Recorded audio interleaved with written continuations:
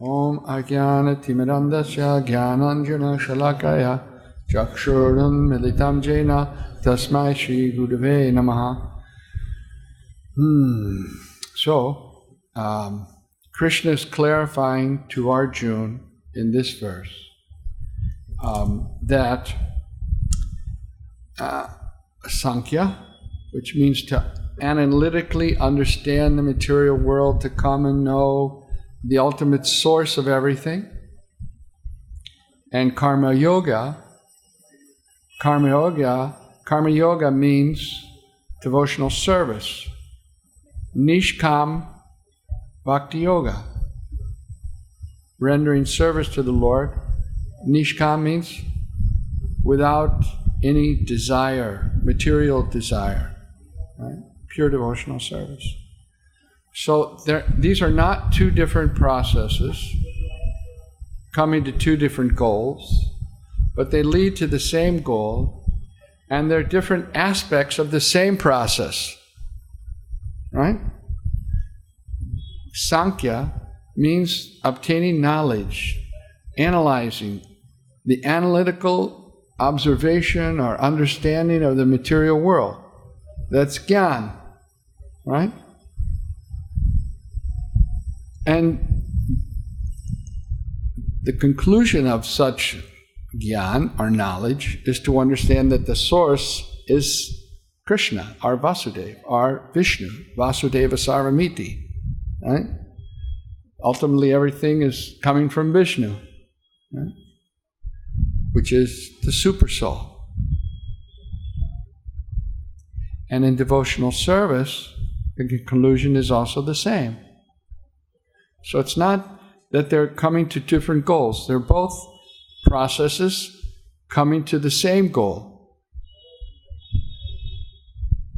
Krishna says in the Bhagavad Gita, Vasudeva Bhagati Bhakti Yoga Prayojitaha Jnaniyat Yashu Vairagyam Jnanacha Yad Ahaitukam.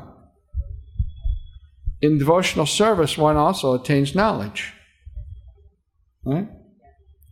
But the way to knowledge through Bhakti Yoga is by performing Bhakti Yoga. Whereas for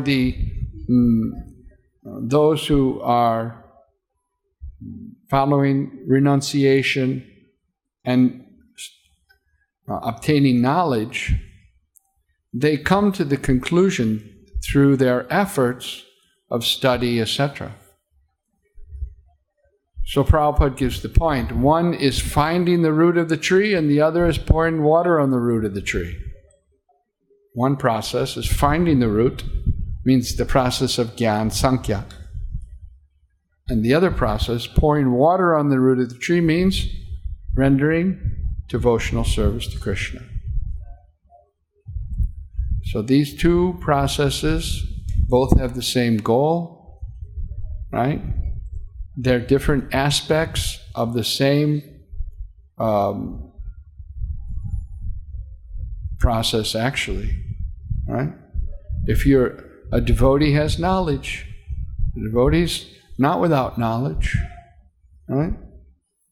By dint of rendering devotional service, the devotee understands what this material world is, and what the spiritual world is, and who's the owner and controller of both.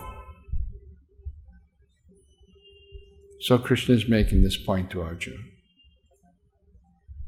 Is that clear? Anybody have a question about that? Yes? What is analytical study like? Is it practical or just by mental speculation you come to know? Not by mental speculation. One analyzes the different elements that are in the material world, and just like understanding how the body works, there's 5 senses. The sense of sight, the sense of smell, the sense of taste, the sense of hearing, right? So analytically understanding these different senses, one comes to the conclusion that one is separate from these senses, right? In the same way, by understanding, so that's the analytical, he's analyzing what's this body, and coming to the conclusion that he is separate from the body as an eternal spirit soul, right? It's not speculation as such, but it's acquiring knowledge, right? In the same way, the person goes on analyzing this material world to ultimately understand what is its source, Prabhupada says, which is the Paramatma, or the Super Soul.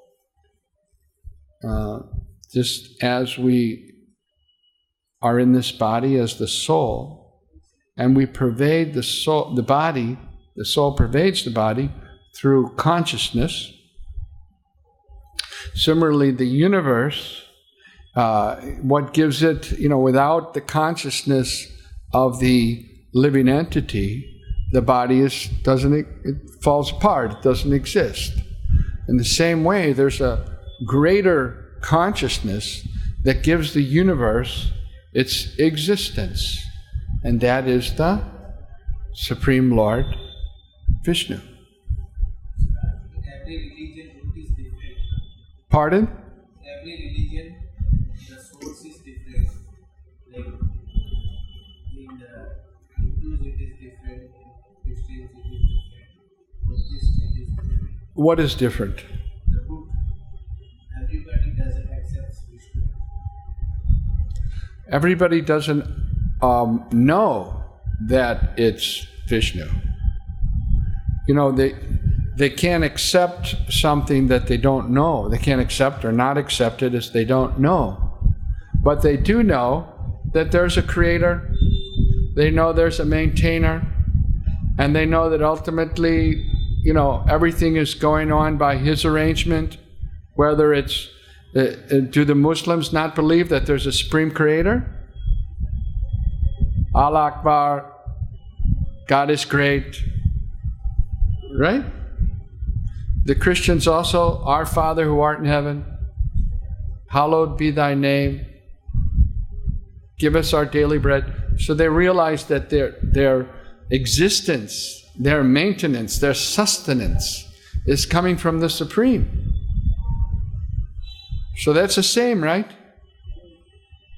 You call Vishnu, Allah, Jehovah, Yahweh, whatever.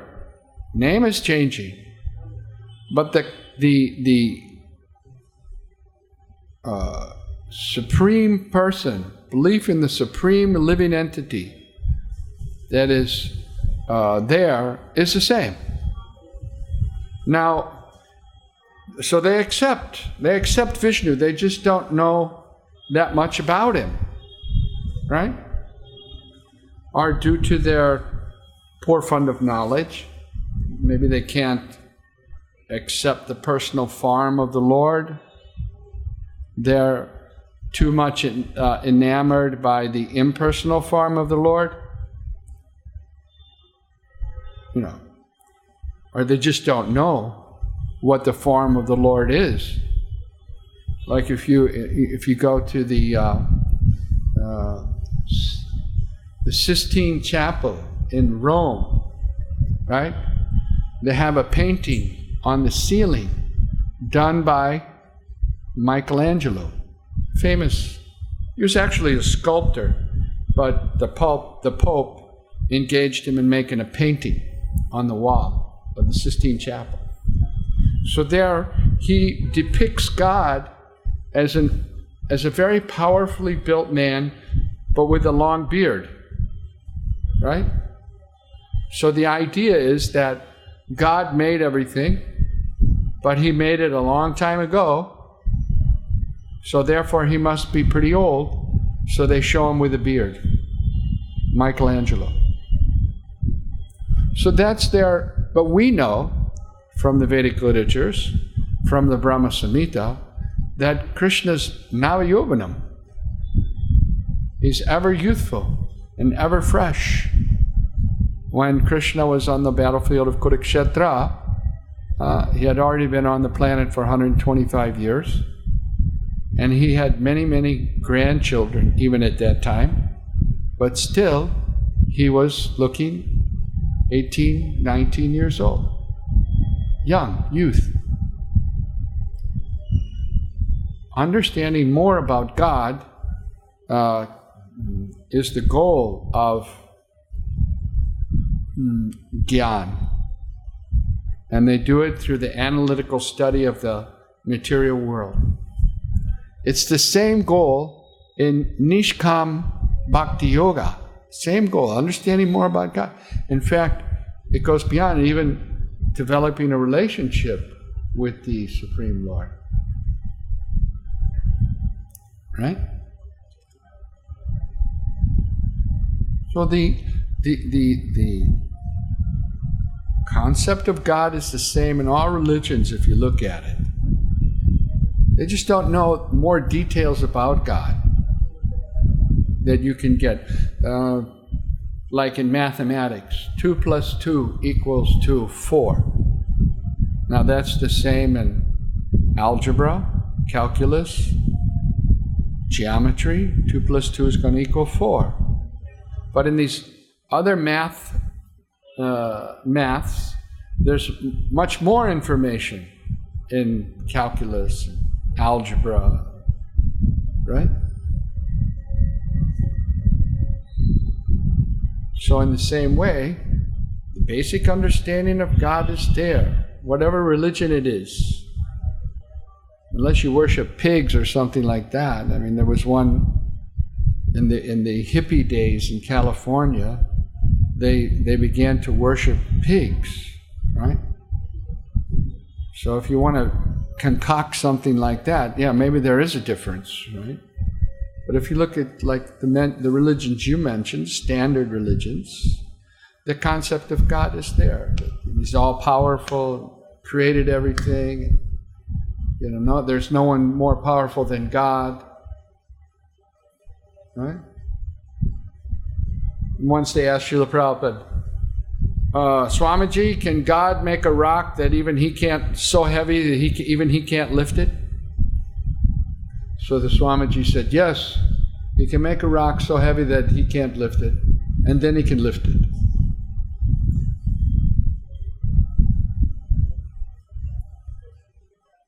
Should we go on to the next verse? Okay, now we're on text number 5.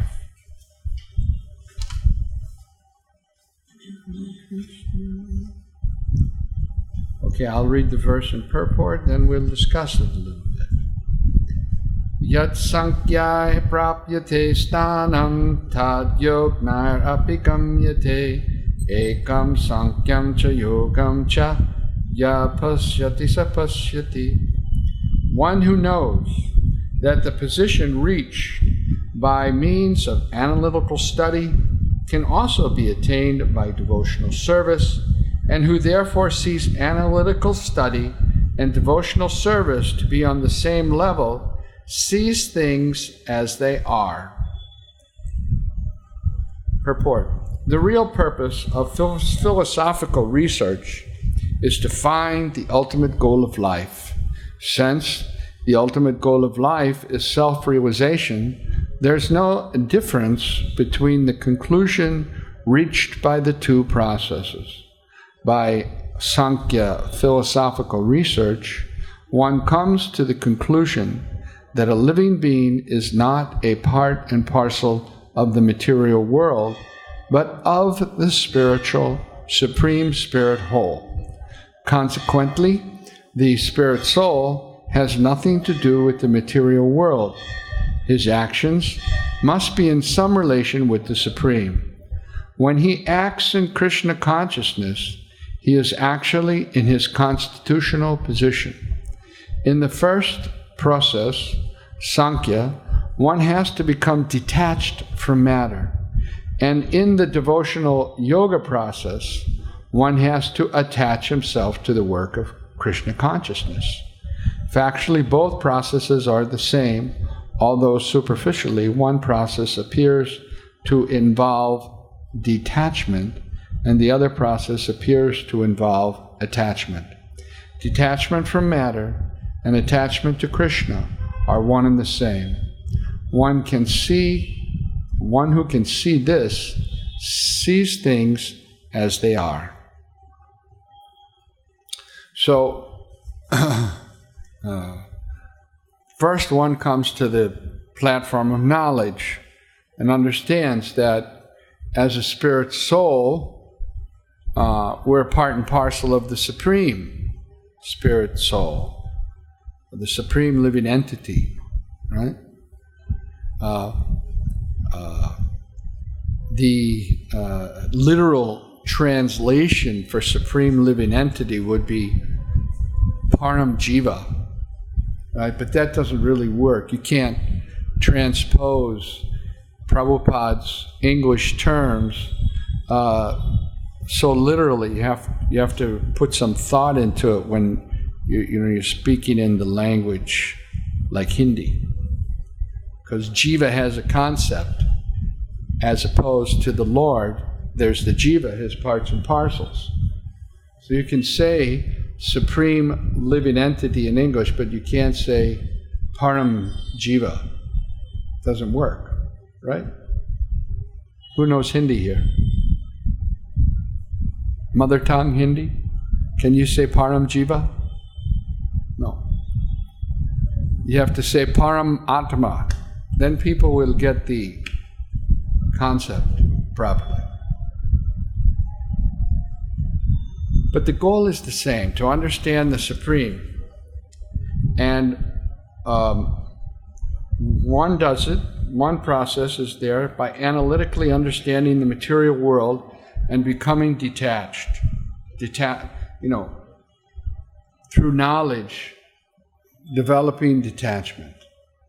And Prabhupada gives the example that the devotee is working on becoming attached to Krishna. And by becoming attached to Krishna, automatically becomes detached from the material world. Right? Prabhupada mentions in the purport that some people may confuse things, thinking that one process is emphasizing detachment and the other is emphasizing attachment. But actually it's one and the same. Right? By becoming attached to Krishna, one automatically becomes detached from the material world or from the bodily concept of life or the idea that I'm this body and I can enjoy in this body. The goal of becoming detached from the material world is there in either instance, but the process of becoming attached to Krishna as opposed to analyzing the material world and becoming detached from the material world is a much more practical proposal, right?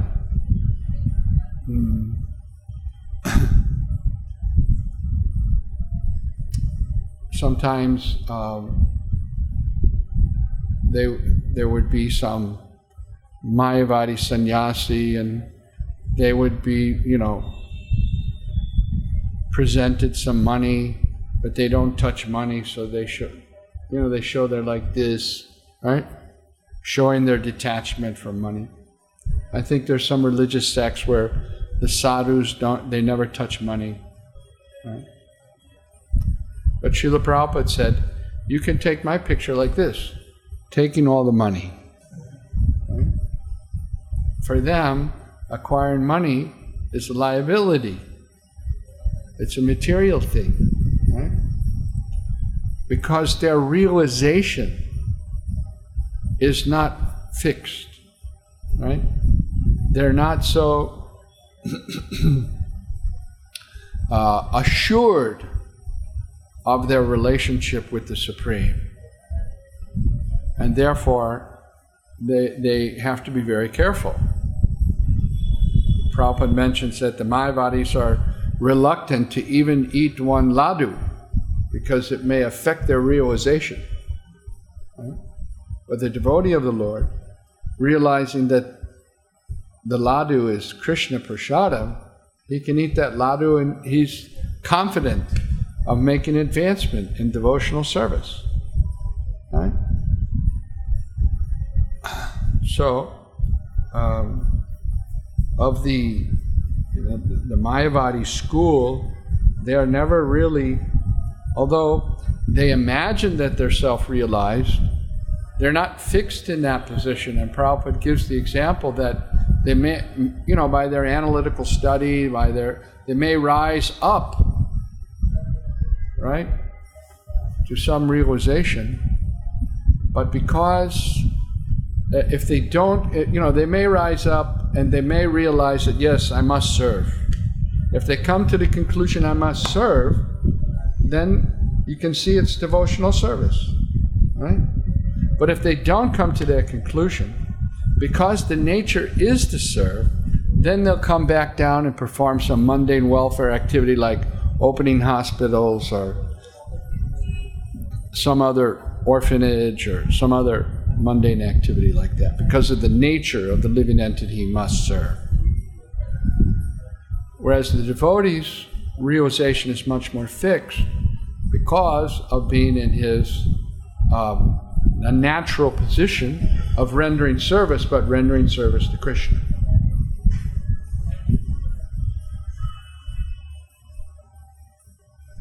Any other questions about that part?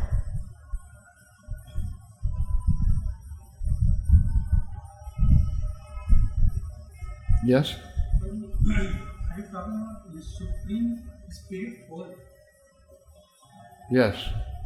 What you said, Supreme Spirit Force? Yeah, many times Prabhupada mentions the Supreme Living Entity. Supreme Living Entity. Our spirit soul.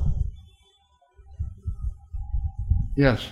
Here, Prabhupada is mentioning that in scientific philosophy and devotional is a difference. Right. So, these Mayavadis and Brahmavadis, they are also doing analytical study. So, they are also detached from many things.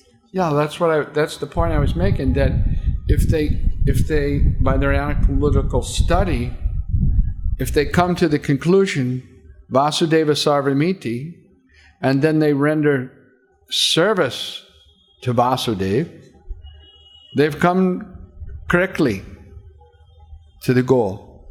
They can come. The four Kumars were fixed in Brahman realization. They heard about the glories of the Lord, and therefore they reached all the way to the doors of Vaikuntha. But the two gatekeepers, Jai and Vijay, decided that because they're fixed in Brahmavadi and not Bhakti, they can't come in. So the four Kumars became upset that they weren't allowed to come to Vishnu. And there was an argument, right? So he saw that his servants were arguing with the four sons of Brahma.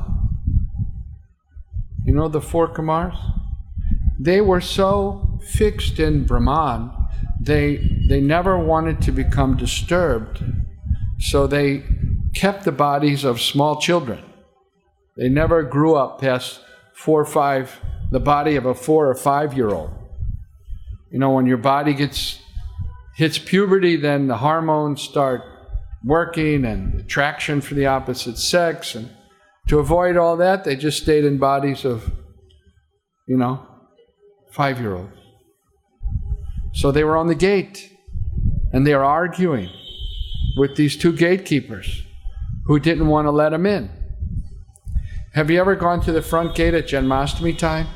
Life members are there, and I want to get in. And then the security guard says, no, only donors. I'm a life member. So sometimes they fight right there on the front gate. And, our committee members, none of them want to do that service of the front gate because there's always some problem at the front gate, right? So it's like that. And then, the president has to come down and solve the situation. So in the same way, Vishnu had to come to the front gate. And there was this argument there, right?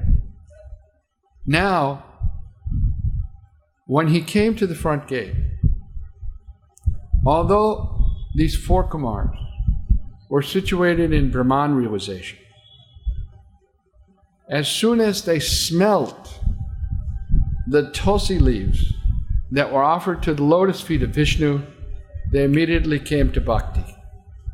Just that devotional service, like we smell a flower in the morning time after Mangalartik, they offer the flower, they come and everybody gets a flower, right? Sometimes they have roses, they don't have any smell. But if you get that Swarna Champak, it has a nice smell, right? In America they have a similar flower. In the springtime it comes, it's called magnolia. It's about this big, right? But it has a similar fragrance as that Swarna Champa. That's devotional service. When you smell that flower that's offered, that's devotional service. Right? The four Kumars, as soon as they rendered that service of smelling the tulsi leaves offered to the lotus feet of Vishnu, they immediately became filled with bhakti, prema, love of Godhead. Right? So that's that. If analytical study, right, comes to that conclusion, it's very good. But what happens most of the times, and the reason why we call them Mayavadis, is that they don't accept that the Lord's transcendental form as being the ultimate form, and the ultimate realization. They're stuck in the impersonal realization. And without accepting the transcendental form of the Lord, then what you'll do service to? Right? Impersonal Brahman, they describe as light, energy, right? You'll be able to do some service to light or energy. Huh?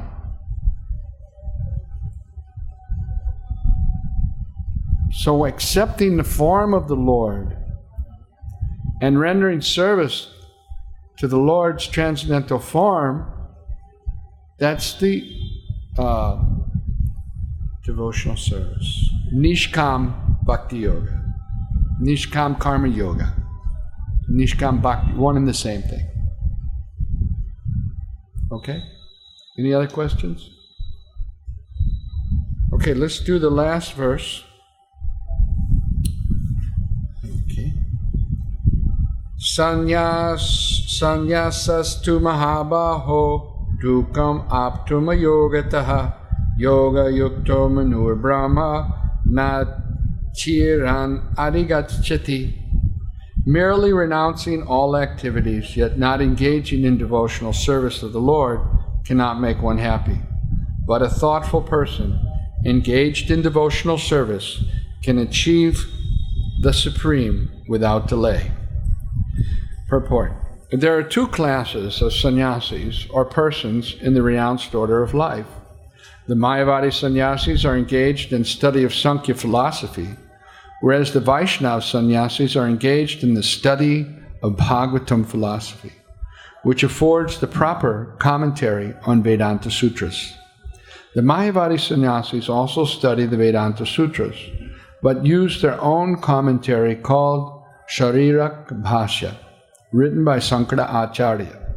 The students of the Bhagavad school are engaged in the devotional service of the Lord, according to the Pancharatriki regulations, and therefore the Vaishnava sannyasis have multiple engagements in the transcendental service of the Lord.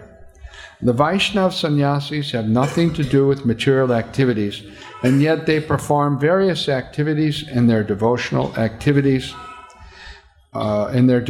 service to the Lord.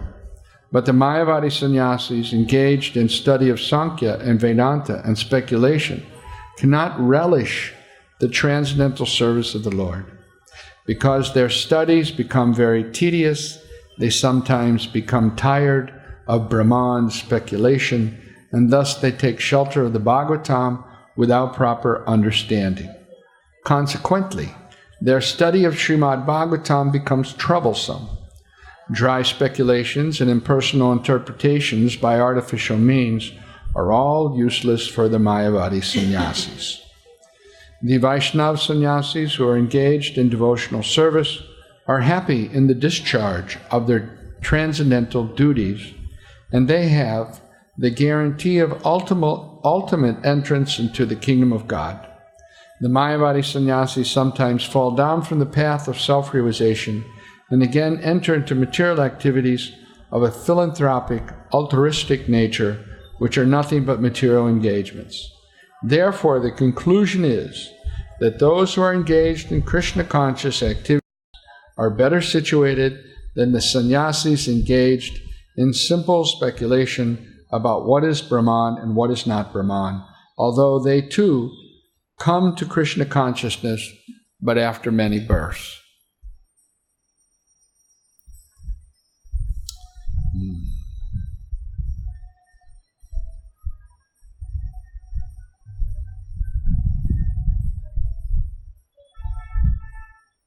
So I think that we pretty much explained this verse already, right? We've gone over most of the points Prabhupada covered in the purport. Are there any questions about this verse?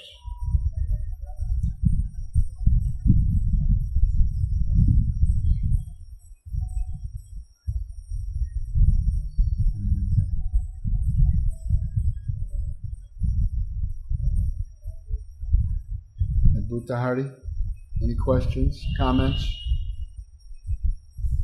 Yeah.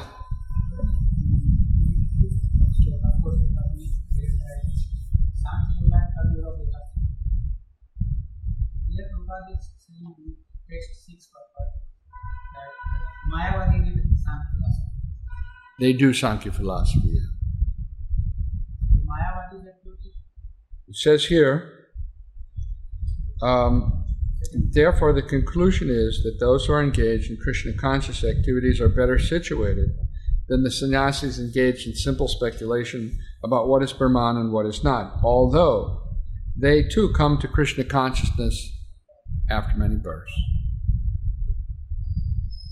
So it's better to be situated as a devotee, rendering nishkam karma yoga, which is bhakti yoga, right? Better situated. But even such persons who are analytically studying the material world, ultimately they'll also come to the same conclusion. Sankhya yoga and Karma yoga, they will lead to the same goal. Yeah. No, they're different aspects of the same process. You know, if you study Srimad Bhagavatam, you'll see Lord Kapila Dev, he's giving all the different aspects of Sankhya philosophy to his mother Devahuti, right? And there's that, you know, the 24 material elements, the 5 senses, the working senses. It's all explained there very nicely. So that's Sankhya, right? And the conclusion of that study is to understand that I'm not part of this, I'm part of the spiritual realm, and that's higher, right? By rendering devotional service, by serving, by doing practical activities in Nishkam Karma Yoga, which is Bhakti Yoga, one very quickly can come to that realization. Prabhupada calls it like taking the elevator instead of going by the stairs, taking the lift, as they say. So, it's not two different things. That Krishna is making that point. You know, if you're wise, you'll see they're one and the same. Right? Someone who's doing Sankhya analytical study, if he's wise, he'll see, well, oh yes, I'm not part of this material world. I've analyzed that. I'm not part of the material world. I'm part of the spiritual, the supreme spirit. Right? And he can conclude that I should render service to him. If he's actually wise, if he's actually learned, he'll come to that conclusion. Right? And he'll realize that, you know, devotional service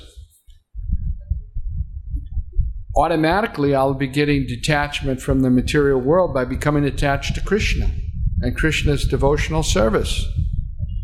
Right?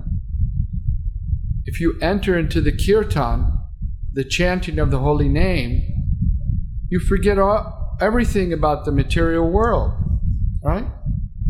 If you're absorbed in kirtan, you forget that, you're hungry or you're tired or so many other material considerations, or you're lusty or you're crazy or whatever. Forget it all. You're only fixed in Krishna, Krishna's holy name. Right? So, devotional services brings about the same result. Just quicker. Yes? I think there is a difference, one element between Mayavadi Sankhya and devotional Sankhya. They count one element less. But that's what was asked. I'm not sure which one is so or yeah. One element less. Yeah, one element less. So I see. Between Hare Kapila and then Right. There's a big difference. When we say Sankhya Yoga, we say as expounded by Lord Kapila. They say by some... this is from From where? Rajasthan. Rajasthan. We say from Vaikuntha.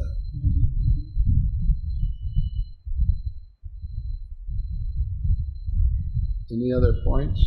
Yes.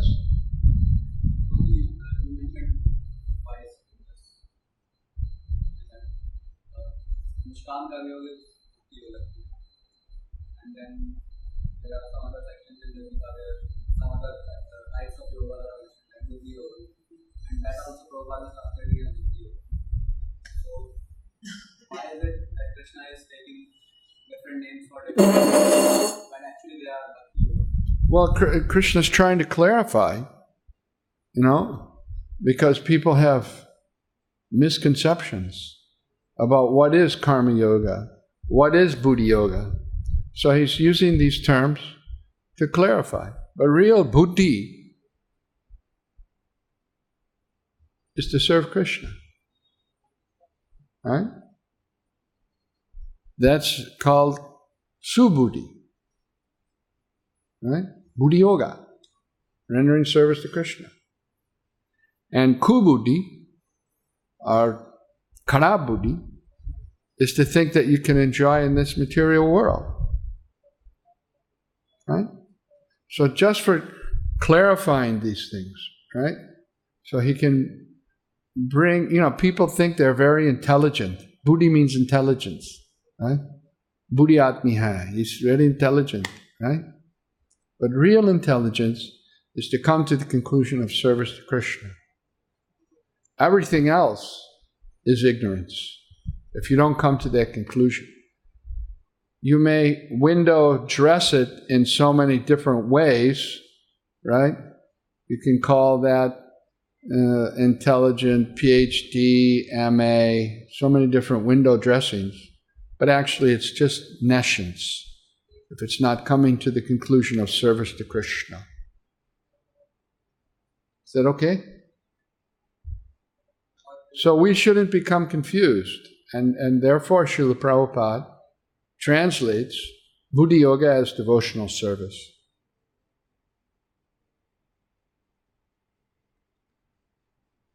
Any other points?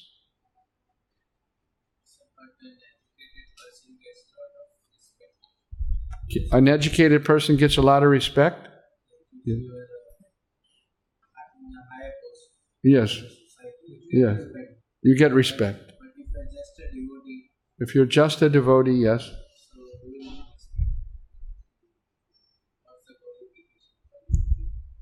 Well, if you're, just look, Srila Prabhupada went to America, a pure devotee of Krishna. He didn't have any introduction. He didn't know anyone there.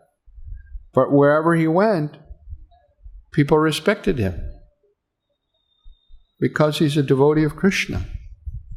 even when he was living in the Bowery, which means a place where a lot of derelict people live, bums, right? But when they saw Srila Prabhupada coming, even though they weren't in order, they would try to straighten themselves up because he was coming, right? Prabhupada mentions that. Even though they weren't in order, it means they were drunk, lying on the side of the road, right? But they would, when they saw Prabhupada, they would try to straighten themselves up and you know. That's respect. One policeman, he came up to Prabhupada, other devotees were there, and he said, "Hey, you're glowing, you're glowing." The kind of respect that people get for mundane knowledge is sometimes there and sometimes not there, right? But the respect that a pure devotee, and it's based on something external, something that they have gotten from somewhere, and you know, PhD, MA, right? Somebody walking down the street doesn't know their PhD or MA. What do they care, right? The cop gives them a ticket. But Srila Prabhupada, because he's emanating the Krishna consciousness, he's in touch with Krishna, the supreme eternal consciousness of the whole universe. Therefore, even an ordinary policeman, you know, and you know, the policemen in New York are not famous for being the most intelligent living entities or anything, but they can see. It's glowing. Right? So that's the difference between mundane respect and respect that a devotee gets. And a devotee's not even interested in respect. They want to pass everything on to Krishna. Whereas mundane scholarship and the respect they get, that's their happiness. You know?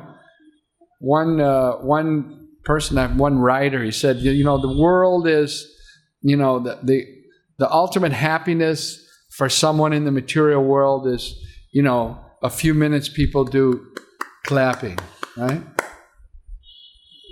15 minutes of fame and glory on the stage, and it's over. That's it.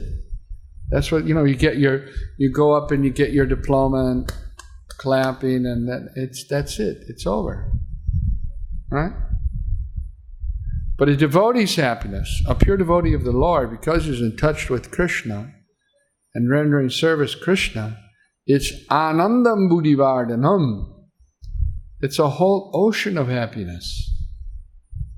There's no depth to it.